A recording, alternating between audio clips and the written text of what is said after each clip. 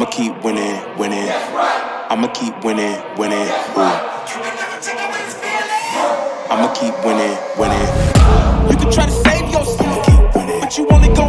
What's going on, guys? Jake here, back with another video, and today I'm going to be looking at the 5 things that Mel Kiper talks about for this year's draft that everyone needs to know. With this draft coming up in a couple months, I believe we're about 86 days out from the NFL draft. It's quickly approaching. We got a bunch of stuff to go over.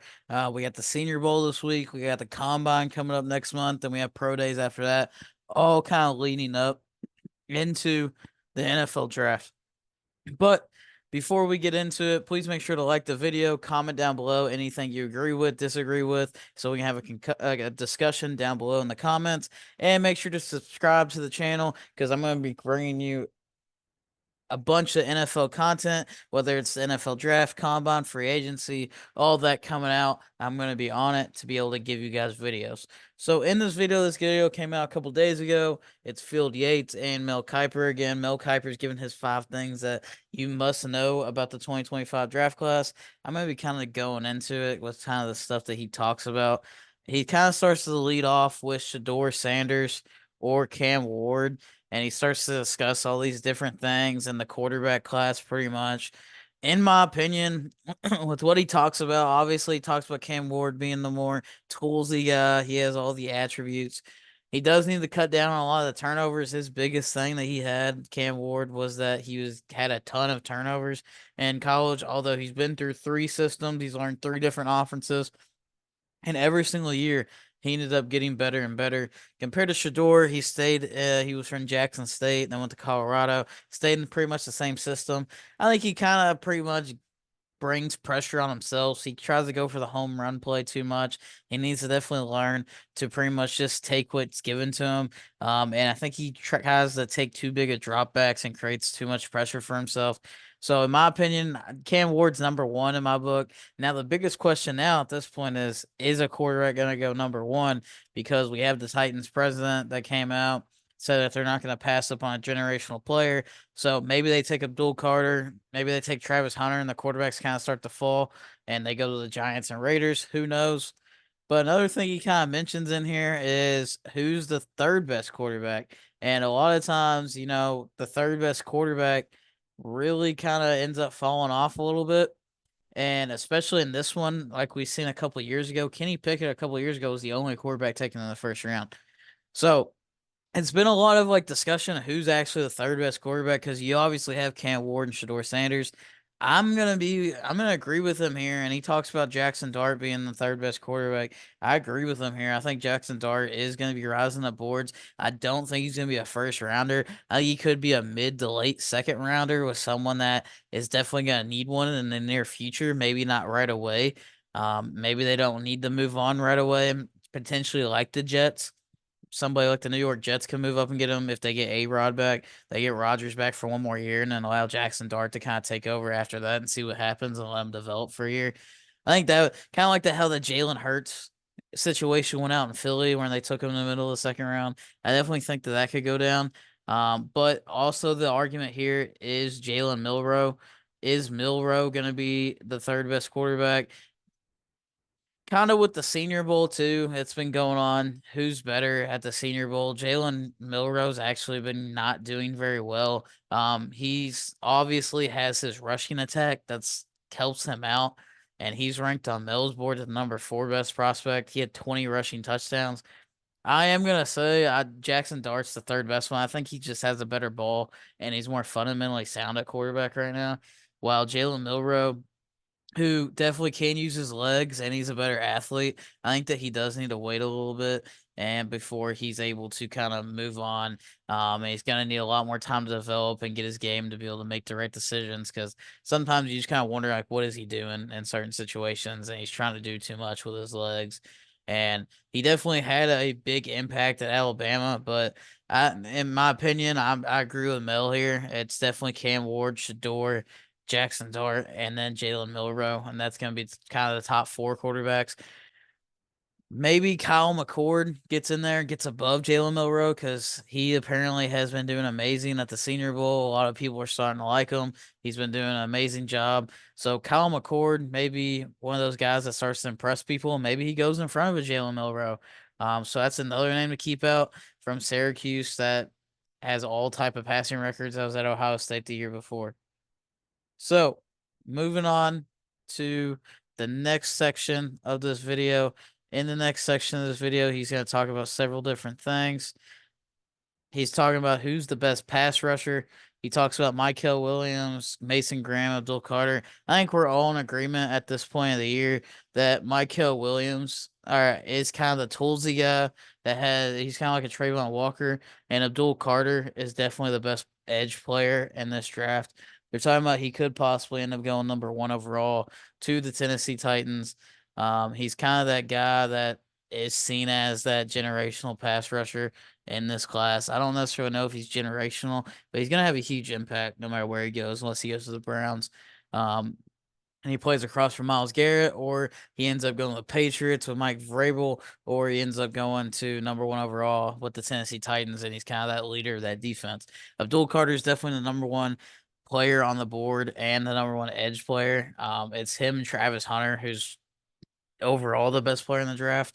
You definitely see it in college football playoffs when he started to go off against Notre Dame. And then secondly, Mason Graham, who's more of an interior guy, an interior defensive tackle. He had 3.5 sacks, which isn't crazy, but he also plays on the inside, so he's more of that run stuffing type guy that just is going to generate pressure to kind of get quarterbacks off their game and kind of force them to rush quite a bit. 24 solo tackles, 46 total tackles. That's just pretty much a crazy stat line. He's going to be one of the best defensive tackles, best pure inside playing guy in the draft. He could go to the Jaguars. I think the perfect situation for him is the Jets to play across from Quinnen Williams. This would give him the best chance to be able to develop a little bit in his game. Moving on to his big board of his best players, I do think that this is pretty interesting. He does have both quarterbacks up there at 4 and 5. In my opinion, if I'm doing the big board, they would be a little bit more lower for me. But as of right now, he has Travis Hunter as his top player in the draft. He has Abdul Carter at 2, Mason Graham at 3. Those are pretty much the top 3 pure football players. One of the interesting parts is Will Johnson here at number 6.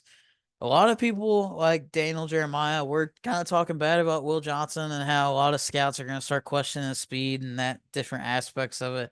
Is he going to be able to keep up with wide receivers? I think we're going to be able to see that at the combine, especially if he runs to 40. He's definitely going to have to prove himself there.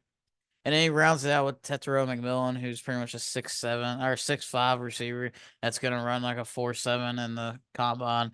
He's pretty much a crazy fast receiver that has the length. People are kind of comparing him to Mike Evans. I don't know if he's quite on that level, but that's kind of the comparisons that he's getting with us. And I think the best pass rusher in this class is going to be Abdul Carter, followed by Mason Graham on the interior. James Pierce is the guy that they're going to be talking about. He had 7.5 sacks this past year. The year before, he had a lot more, and he's definitely was seen as one of the top picks in the draft last year before his disappointing season this year. He's definitely one of those guys that gets production, but is he going to be able to do it at the next level and consistently? He's another guy that's been kind of like a Will Johnson. He's been looked at recently by scouts as not the best player. He's kind of been falling down boards for whatever reason. And Daniel Jeremiah had him at pick 32 to the Chiefs when a lot of people have him in the mid-teens. So it'd be interesting to see how he's going to do in the next couple weeks. The huge riser, I believe, that's going to end up going around the number 10 slot in the early teens is Mike Green. He showed out at the Senior Bowl, especially in that clip with Josh Connerly. He had the most sacks in the college football last year, the most tackle for losses in college football. This is a guy that's going to rise up a ton of boards, and I think that he's going to go in the mid-teens of the first round, and he could potentially go above James Pierce and a lot of these other guys. I love Mike Green, and he's just going to bully defenders in the NFL. The next thing they kind of talk about, the third thing, is Travis Hunter going to be a corner or a wide receiver? And in my opinion, if I'm Travis Hunter, he's going to want to play wide receiver because wide receivers obviously they make the most money. They make tons of money compared to corners. So I think Travis Hunter is definitely going to want to play wide receiver in the NFL. And I think he's going to try to spot some corner, even though it's going to be difficult. In my opinion, I think Travis Hunter is definitely needs to be playing corner and then spot receiver if they're going to use him both ways. It also depends on what team he goes to. That's going to determine, like, if he goes to the Titans at one, then I think they're a team that's going to use him both ways no matter what, in certain spots and certain situations just because they need overall talent. Now, if he goes to another different team that has a little bit of talent, maybe like a Browns, I think that he could be able to play receiver and just kind of spot corner a little bit on the boundary. But kind of it just gets weird when you try to spot a corner because you most likely kind of want to just do that on the offensive side with the receiver, but Travis Hunter is going to want to mainly play receiver. So it's kind of going to be a difficult situation. And then moving on, he talks about the running back class. I will say this is potentially could be one of the best running back classes of all time. So if you're looking at this running back class, it's crazy looking at it, the depth. I do think that there's multiple first round talents in this running back class, but with the running back class not being valued very much and the value of them kind of going down, people are gonna wait. And since it's so deep, it's gonna hurt how high they go because Genty's gonna go in the first round. I think Hampton is definitely a first round talent that could go in the first round, but they're gonna look down here and they're gonna see the seventh running back available is Quinshawn Junkins, and he's one of these guys that kind of rose up the board in the college football playoffs. And if they're gonna be waiting, they're gonna be like, "Why would I take Hampton in the first round when I can wait till the late second or the third round to be able to get Judkins?" So that's kinda gonna hurt that running back class, and it is very deep and one of the best ones. Even Cam Scatabo is the number 11 overall running back, and he went off in the college football playoffs for Arizona State, and he could be a very consistent rotational piece at running back that's gonna make a big impact on a football team, and he's the number 11th ranked running back class just on this website for NFL Draft Buzz. So it really kinda depends. I just think teams are gonna see the depth of this class and think, "Oh, I can wait. I'm not gonna take a running back that early just because it's already a devalued position." And they're gonna think, "Yeah, I can wait. I don't have to do this right now because I can get one that's gonna be just as good and not that far off in the fourth round." So that's definitely gonna hurt a lot of these guys. I think the true number one running back that's gonna go in this class in the first round is Ashton Genty. He is a little bit shorter, but his 40 is very impressive, and you can definitely see on his film he was one of the Heisman Trophy front runners for Boise State.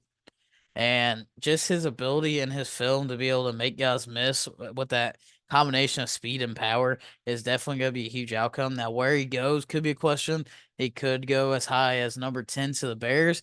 He could go number 12 to the Cowboys, or he could fall a little bit and go number 20 to the Broncos, or maybe even the Chargers at like 22, 23 ish.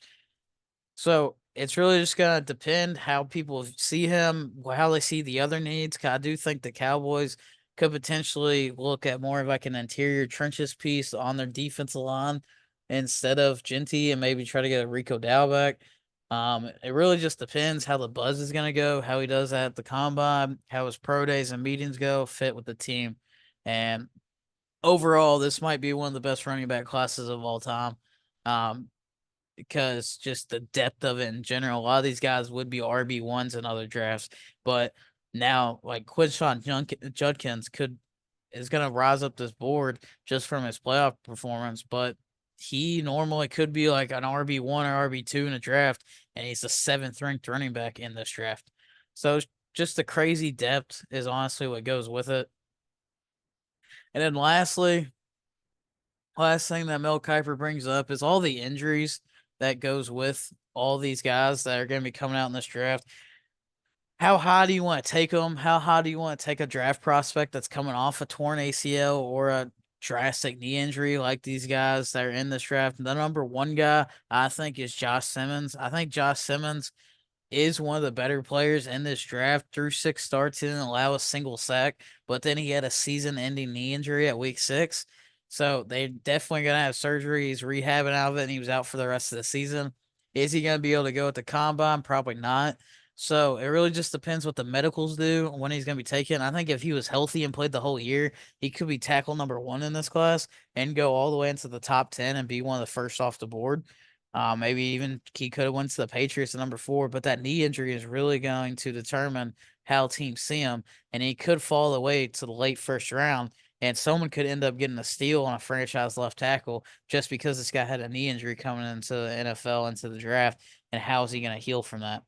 There's a couple other people too that had injuries, the top 2 corners, so that could be a reason why the corners start to fall. You have Benjamin Morrison, who ended up getting hurt. He's the number 23 prospect on Mills' board. He's one of these guys. He played great, has great ball skills, and he's kind of in that 23-ish. A lot of people have him going to the Packers or that area, maybe even falling out of the first. But he had his injuries they dealt with, and then the big one is Siobhan Ravel from ECU, who's one of the big lengthy corners that has great speed, that has one of the best ball skills at corner in this draft. He ended up getting a season-ending knee injury as well. So how is he recovering from that? And some of these guys that are going to be very good players at the next level, especially Josh Simmons, in my opinion, are going to be falling here in this draft. And a lot of teams later in the draft might be able to get a steal. The Kansas City Chiefs might be able to get the next All-Star, like they did with Trent McDuffie. They ended up falling in that draft to around the mid-20s where they traded up for him. But this has been Mel Kiper's top 5 things you need to know for this 2025 NFL draft class. One of the biggest things, that I think takeaway is the running back class being so how deep it is, the best pretty much might be of all time, and the injuries that are on some of these top prospects like a Josh Simmons, Raquel Reveal from ECU. But please make sure to like the video, comment down below anything you agree or disagree with, and thanks for watching. Yeah, feel like John Moran, need a triple-double, told him check the stats, yeah, I got a couple, I don't drop the ball, now I never fumble, I'm the MVP, now I feel like Russell, feel like John Moran, need a triple